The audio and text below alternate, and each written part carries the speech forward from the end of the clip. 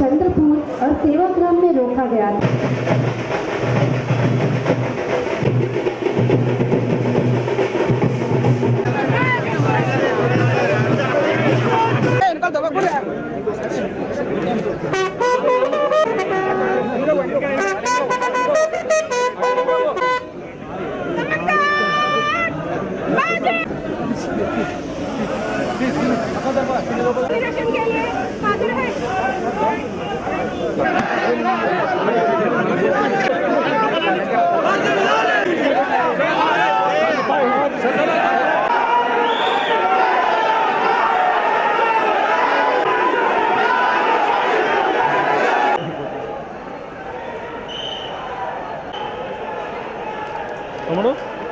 This decision comes in response to high demand from passengers. Minute की यात्रा to Nagpur station की ओर।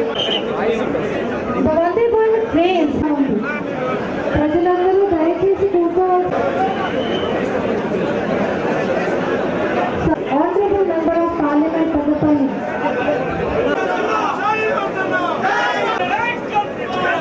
Krishna garu, Honorable Member of Parliament, welcome to you all onto the dais for the special occasion, sir.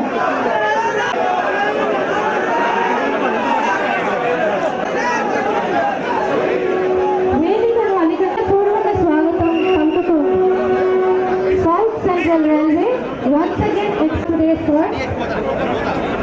I now request, it's a great day for Manchuriya people.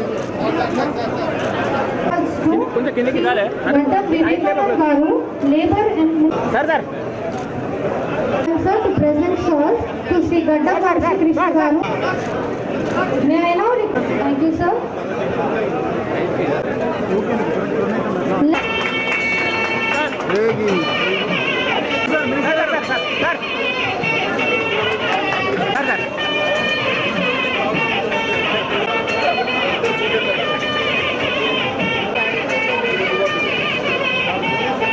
వద్ద 8:49 గంటలకు చేరి ఒక్క నిమిషం పాటు దీన్ని సరిగా supervision అవసరము. ఆల్రెడీ జనరల్ మేనేజర్ ని ఈడీని కూడా ఆ లోకల్ ఫర్టిలైజర్ తెలియజేస్తూ రాబోయే రోజుల్లో అందరూ కలిసికట్టుగా ఈ మంచిగా राज्य संबंध है। इस क्षेत्र के लोग अपनी नागपुर और सिकंदराबाद की ओर जाने का सबसे तेज यात्रा विकल्प है।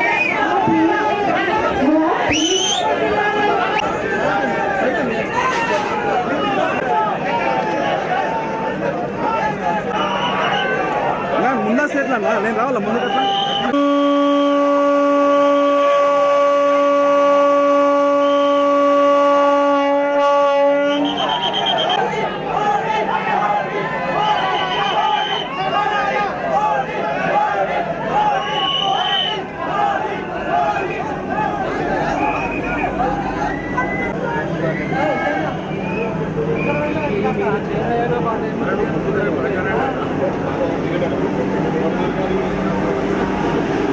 ముఖ్య అతిథిగా వచ్చిన కేంద్ర మంత్రివర్యులు బండి సంజయ్ కుమార్ గారికి, అదేవిధంగా దీనికి రాష్ట్ర మంత్రివర్యులు వివేక్ వెంకటస్వామి గారికి, అదేవిధంగా పెద్దపల్లి ఏపీ తెలియజేస్తూ ఈ ట్రైన్ ఆపడానికి ఎన్నోసార్లు డీజీఎం గారికి జీఎం గారికి కూడా వినతి పత్రం ఇచ్చిన తర్వాత మన సంజయ్ అన్న సహకారంతో, ఇక్కడ ఉన్న అందరి సహకారంతో ఈరోజు ట్రైన్ ఆపినందుకు ధన్యవాదాలు తెలియజేస్తా ఉన్నాను. ఎందుకంటే ఇక్కడ బిజినెస్ అంటారు, ఇది చాలా మంది ఎందుకంటే నాగ్పూర్ పోవాలన్నా హైదరాబాద్ పోవాలన్నా చాలా మంది కార్ల పోతారు, ఇబ్బంది పడుతూ ఉన్నారు. ఎన్నిసార్లు నేను ఎమ్మెల్సీ అయిన తర్వాత 100% రైల్వే మినిస్టర్ గారు కూడా తీసుకుపోయి ఇవ్వడం జరిగింది. ఇచ్చినందుకు రైల్వే మినిస్టర్ గారు కూడా మీ తరఫున ధన్యవాదాలు తెలియజేస్తా అన్న. మీకు ఇంకొక కోరిక, ఎందుకంటే ఇక్కడ అండర్ పాస్ ఉంది, చాలా మంది విద్యార్థులు పోవాలంటే ఇబ్బంది పడతా ఉన్నారు. ఒక ఎఫ్ఓబి కూడా ఇమీడియట్లీ శాంక్షన్ చేయాలని, ఎందుకంటే అక్కడ ఇక్కడ వ్యాపారస్తులు ఉన్నారు, ఇక్కడికి అక్కడ పోవాలని చాలా ఇబ్బంది పడతా ఉన్నారు. ఫుట్ ఓవర్ బ్రిడ్జ్ కంపల్సరీ కావాలన్నా మంచిర్యాలకు, ఇది ఇస్తే చాలా బాగుంటుంది. ఎందుకంటే అక్కడికని ఇక్కడ స్టూడెంట్స్ కూడా వాళ్ళ తల్లిదండ్రులు పిల్లలు తీసుకుపోవాలని చాలా ఇబ్బంది పడుతూ ఉన్నారు.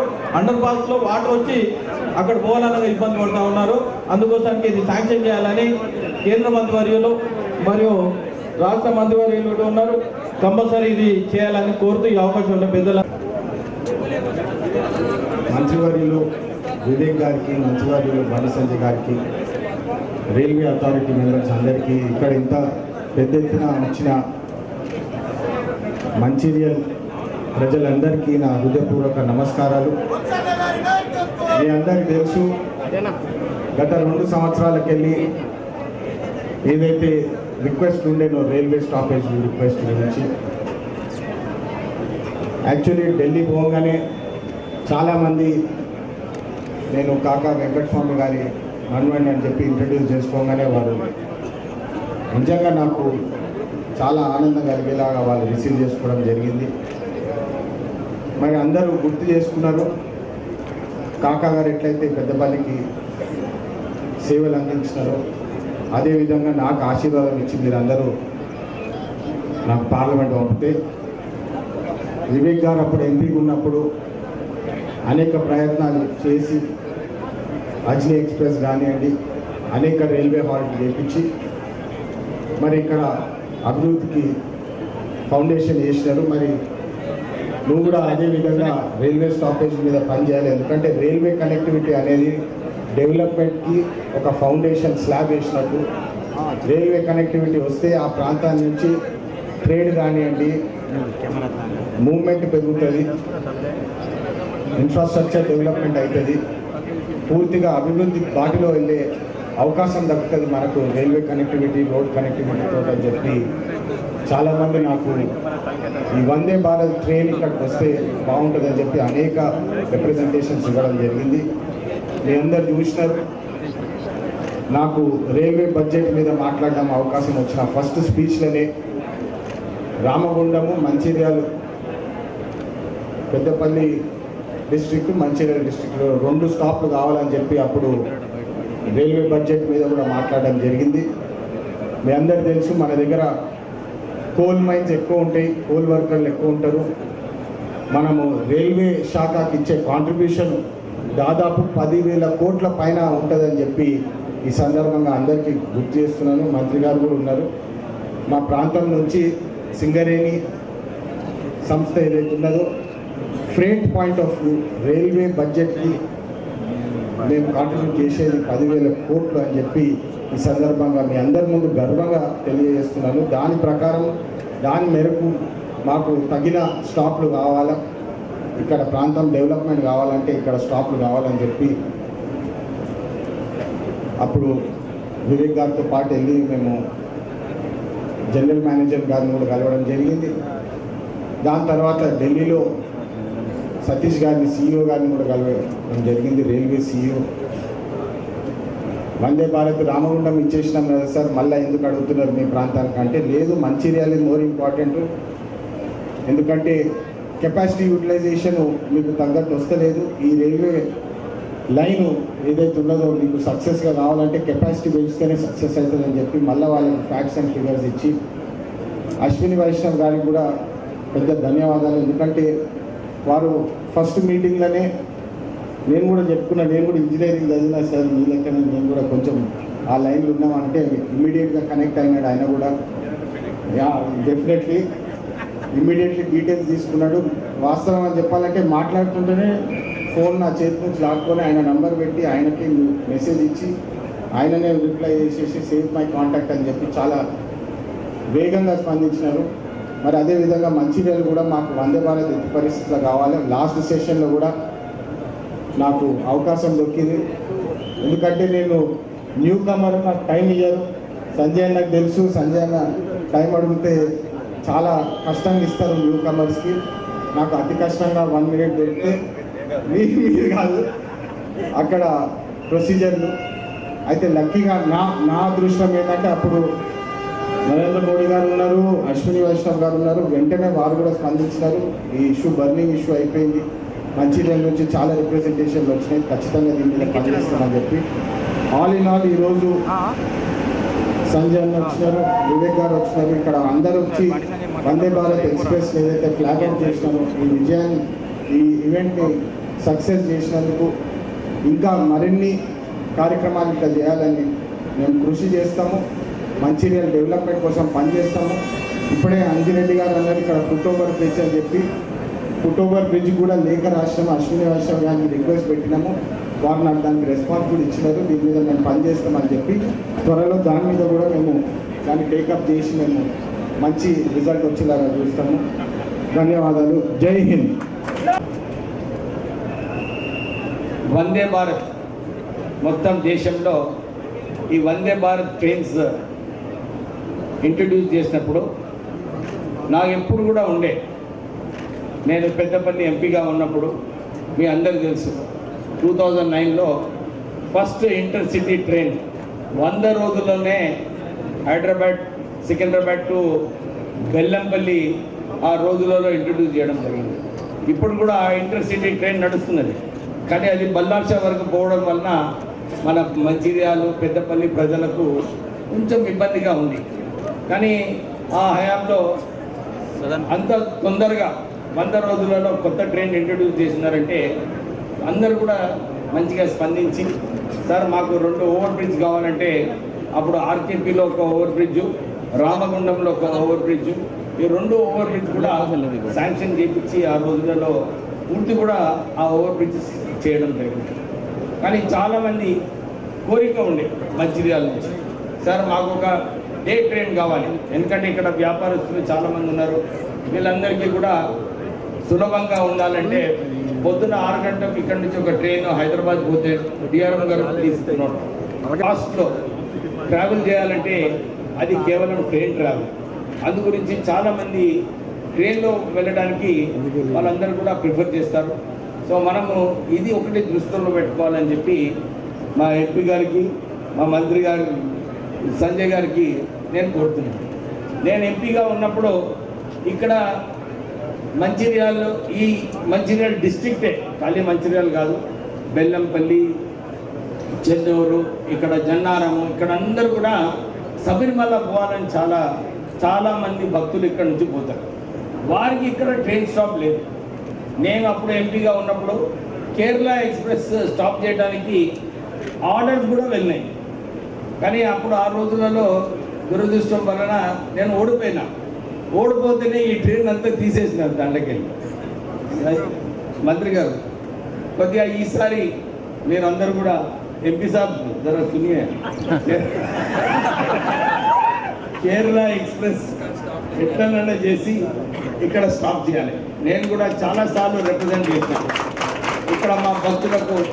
మీకు త్రూఅవుట్ ద ఇయర్ లేకున్నా కానీ నవంబర్, డిసెంబర్, జనవరి 3 మంత్స్ మీరు ఎట్లనైనా ఇక్కడ కేరళ ఎక్స్ప్రెస్ స్టాప్ చేసేలాగా చేయాలని చెప్పి మీకు కోరుతున్నాను. ఎందుకంటే ఈ ప్రాంత ప్రజలకు చాలామంది భక్తులు పోతారు శబరిమల, వారు అక్కడి నుంచి వెళ్ళి మాకు తిరుపతికి పోయి అక్కడి నుంచి వస్తారు. సో ఈ ట్రైన్ స్టాప్ చేసేది చాలా ఇంపార్టెంట్. నాకు తెలుసు కేరళ ఎక్స్ప్రెస్ ఒక సూపర్ ఫాస్ట్ ట్రైన్, స్టాప్స్ పెంచాలంటే కష్టము, కానీ ఈ మంచిర్యాల ఇది ఒక కీలకమైన స్టేషన్. 20 కోట్ల కన్నా ఎక్కువ రెవెన్యూ ఈ స్టేషన్ ఇస్తుంది రైల్వేస్కి. ఇప్పుడే వంశీ గారు చెప్పినట్టు ఈ సింగరేణి ప్రాంతం ఇక్కడ ఉన్నందువలన రైల్వే రేంజ్లో చాలా మట్టుకు కోల్ ట్రాన్స్పోర్ట్ చేస్తారు. సో ఆమ్దాని కూడా మన సికింద్రాబాద్ రైల్వేస్కి సుమారు 10,000 కోట్ల రూపాయలు ఇన్కమ్ ఉన్నదంటే మంచి ఇక్కడ ఎక్కువ ఫెసిలిటీస్ కలపాలని చెప్పి కోరుతున్నాము. అప్పుడే వంశీ గారు చెప్పినట్టు ఫుట్ ఓవర్ బ్రిడ్జ్ చాలా ఇంపార్టెంట్. డిఆర్ఎం గారు నేను ఒక 10 times నేను ఎంపీగా ఉన్నప్పుడు కూడా అప్పుడు రిక్వెస్ట్ చేయడం జరిగింది. ఎందుకంటే అటు సైడ్ ఉన్న మంచిర్యాల వాళ్ళు తిరిగి రావాలంటే చాలా ఇబ్బంది పడుతున్నారు. సో ఈ ఫుట్ ఓవర్ బ్రిడ్జ్ కూడా చాలా ఇంపార్టెంట్. శాంక్షన్ మొన్న వంశీ గారు రైల్వే మినిస్టర్ గారితో వచ్చినప్పుడు లేదు నేను శాంక్షన్ చేసేస్తాను అని చెప్పి వారు మాట ఇవ్వడం జరిగింది. సో అది అనౌన్స్ చేస్తే బాగుంటుందని చెప్పి నేను బండి సంజయ్ గారిని కోరుతున్నాను. అలాగే నేను ఎంపీగా ఉన్నప్పుడు నేను కార్యక్రమం చేసినందుకు రైల్వే అథారిటీస్ అందరికీ కూడా వాళ్ళందరికీ కంగ్రాచులేట్ చేస్తూ ప్రజలకు కూడా ఇది మంచిగా ఉపయోగించుకోండి. ఎందుకంటే టికెట్ సరిగా కొనుక్కుంటే మంచిర్యాల నుంచి సికింద్రాబాద్కి మన ట్రైన్ ఆగదిగా. సో మీరు కూడా బిజినెస్ ఇచ్చే బాధ్యత మన మంచిర్యాల ప్రజలకు ఉన్నది.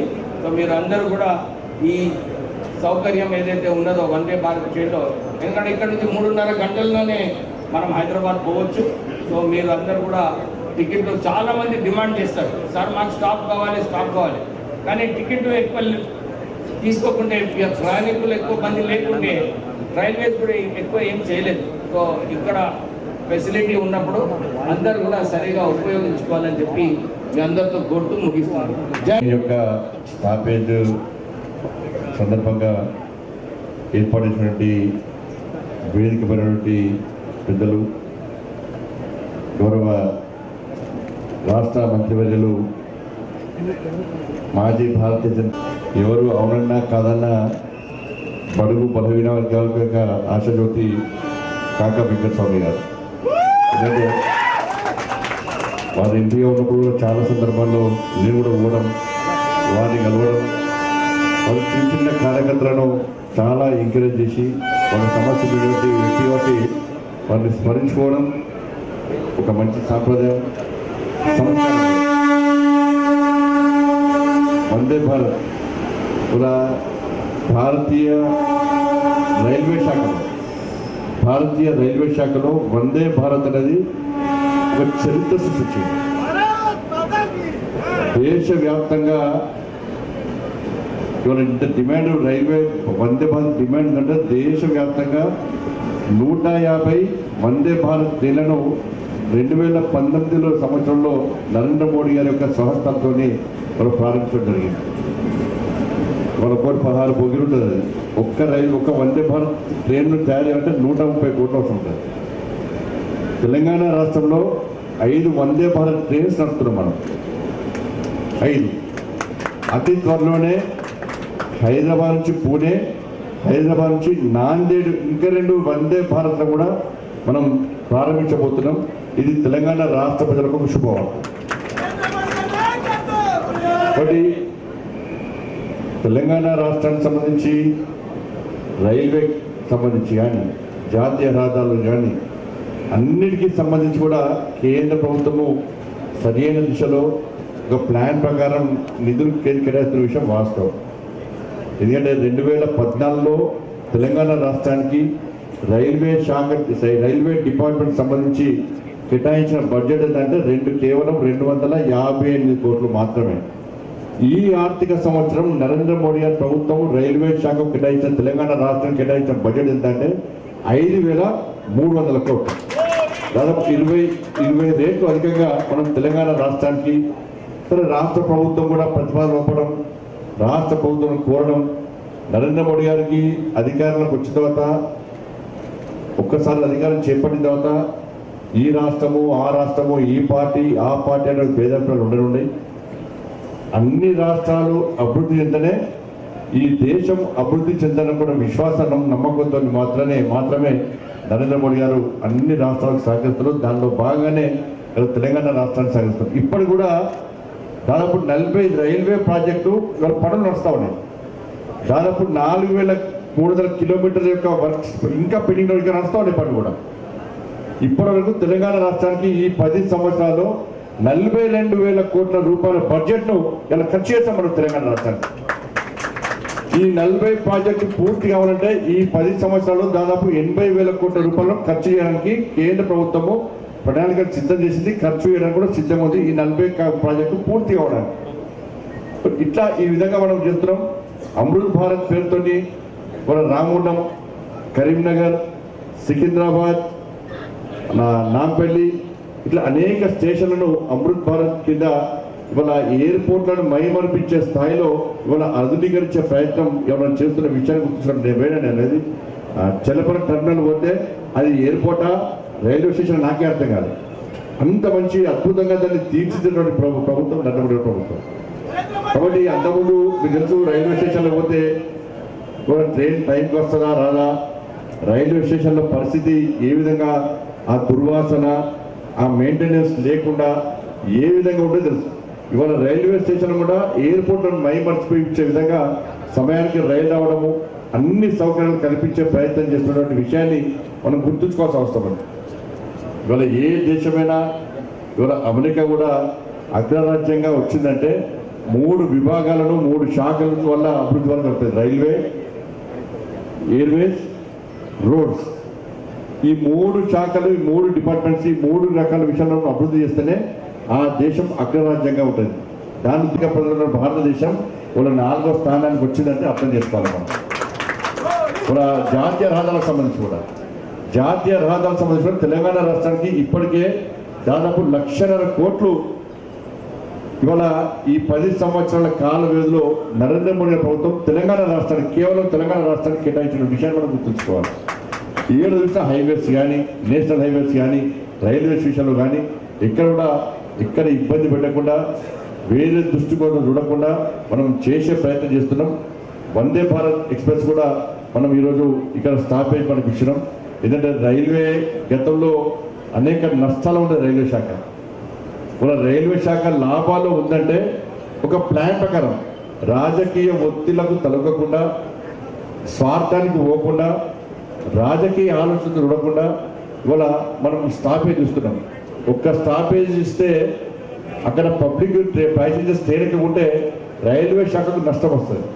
అందుకే ఏ స్టేషన్లో ఏ ట్రైన్ అవుతే ప్రజలకు ఉపయోగమో, ప్రజల నుంచి డిమాండ్ ఏంటి, ఎంతమంది ప్యాసింజర్స్ ఎక్కుతారు, అవన్నీ తెలుసుకున్న తర్వాతనే వాళ్ళు స్టాపేజ్ ఇస్తూ ఉంటాం మేడం.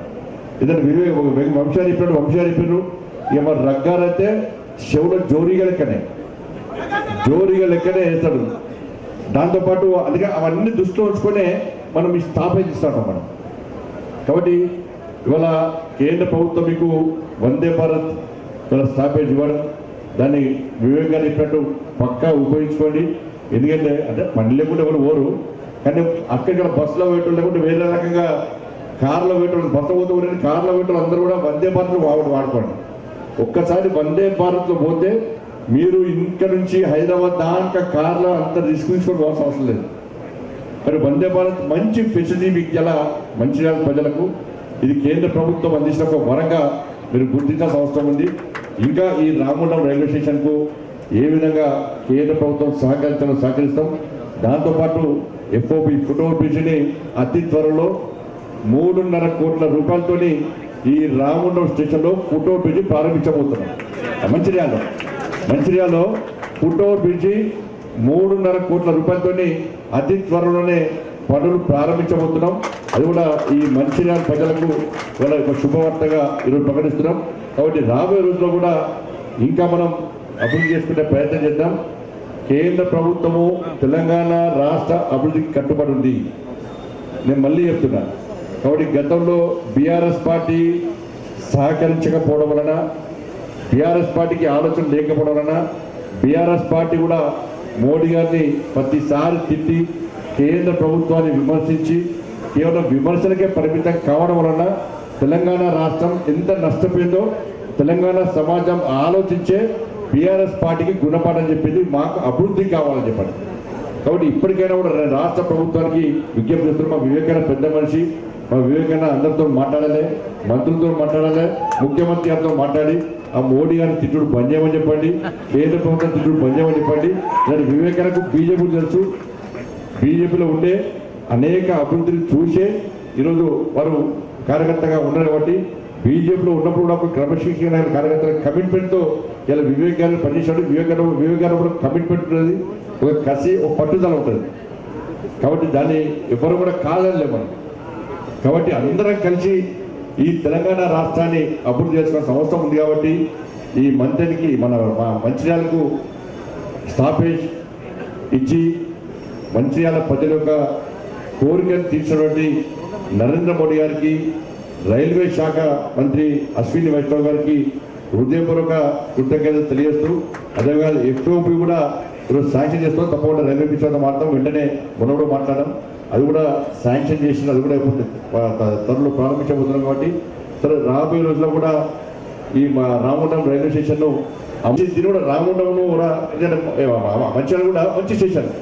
నేను ఢిల్లీ పోయేటప్పుడు ఊకే ఈ మంచిర్యాల ఆగటం, నేను ఆగితే మా మున్నరాజు వచ్చి మేము మీటింగ్లో పోతుంటాం, వస్తుంటే మాకు ఫుడ్ ప్యాకెట్ ఇస్తాడు, వాటర్ ప్యాకెట్ ఇస్తాడు అన్నాడు. లేకుంటే ఏమైనా ఫ్రూట్స్ ఇస్తాడు మాకు మంచిర్యాల అవుతుంది. అంటే మంచిర్యాల నేను ఎప్పుడు మంచిర్యాలలో ఆగి ఒక్క నిమిషం ఆయన దిగి కార్యకర్తలు కలిసిపోయాడు. ఎక్కేది రామగుండంలో ఆగేది, మళ్ళా మంచిర్యాల కూడా ఒక నిమిషం ఆగటం. అందుకే మంచిర్యాల కూడా నేను ఏబీపీ కార్యకర్తగా ఉన్నప్పుడు కూడా ఈ మంచిర్యాల ఎక్కువ టూర్ చేసామని, యువ మోర్చా ఉన్నప్పుడు కూడా ఉమ్మడి ఆదిలాబాద్ జిల్లాలో ఈ మంచిర్యాల కేంద్రంగా కూడా నేను పార్టీ కోసం పనిచేసినప్పుడు అందరి కార్యకర్తలు కలిసేవాడిని. కాబట్టి ఈ మంచిర్యాలతో మాకు ఎక్కువ అనుబంధం ఉంది కాబట్టి, నరేంద్ర మోడీ గారు కూడా మంచిర్యాల మీద ఎక్కువ ప్రేమ ఉంది కాబట్టి ఈరోజు ఎవరు అడిగినా ఇవ్వకుండా ఇవాళ మీ మంచిర్యాలకే వందే భారత్ స్థాపించినట్టే ఇవాళ మీ అందరూ కూడా నరేంద్ర మోడీ గారు కృతజ్ఞతలు చెప్పాల్సిన బాధ్యత మీ అందరూ ఉంది. కాబట్టి మీ అందరికీ ఈ సందర్భంగా ఇంత పెద్ద ఎత్తున తరలి వచ్చి సిద్ధమైన కాబట్టి నెక్స్ట్ మంచిర్యాల ఎయిర్పోర్ట్గా తయారవుతుంది. మీరు ఎయిర్పోర్ట్ పోయి చాలామంది ఎయిర్పోర్ట్ ఉండరు, ఎయిర్పోర్ట్ ఎవరికి ఉండదు. నెక్స్ట్ ఈ మంచిర్యాల స్టేషన్ను అట్లా 26 కోట్లతో తీర్చిదిద్దే ప్రయత్నం చేస్తున్నాం. ఇప్పుడు ఫోటో తీసుకోండి సార్, ఈ ఫోటో మనకు దొరకదు, మళ్ళా ఈ ఫోటో చూడండి. ఎందుకంటే ఆ దుబ్బాక కనీసం గట్టి అయిపోయింది. నేను దుబ్బాకలో బస్ స్టాండ్ ఫోటో చూడండి, బస్ స్టాండ్ ఫోటో ఏమంటే దుబ్బాకలో రౌండ్ అందరు బస్ స్టాండ్ చూసి అంతా రౌండ్ కొట్టేసారు. వరంగల్లో చెప్పింది నేను, వరంగల్ ఎలక్షన్ కూడా వరంగల్ రైల్వే స్టేషన్ చూడండి, వరంగల్ బస్ స్టాండ్ చూడండి, ఏది మంచిగా దాన్ని కొట్టేమన్నా. ఇవాళ మీరు పాత మంచిర్యాల ఫోటో తీసుకొని మళ్ళీ ఫోటో దొరికేది మీకు. నెక్స్ట్ తీసుకుంటారు ఫోటో మళ్ళా 26 కోట్లతో అమృత్ భారత్ పేరు మీద నరేంద్ర మోడీ ప్రభుత్వం దీన్ని పూర్తిగా ఎయిర్పోర్ట్ తరహా అభివృద్ధి చేసిన తర్వాత అప్పుడు ఫోటో తీసుకోండి.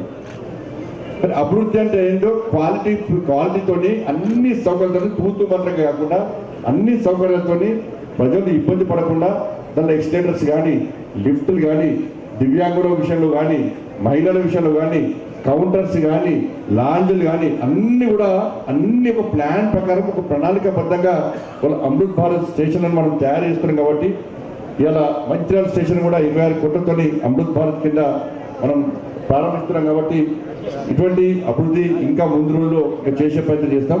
అందరికీ నమస్కారం.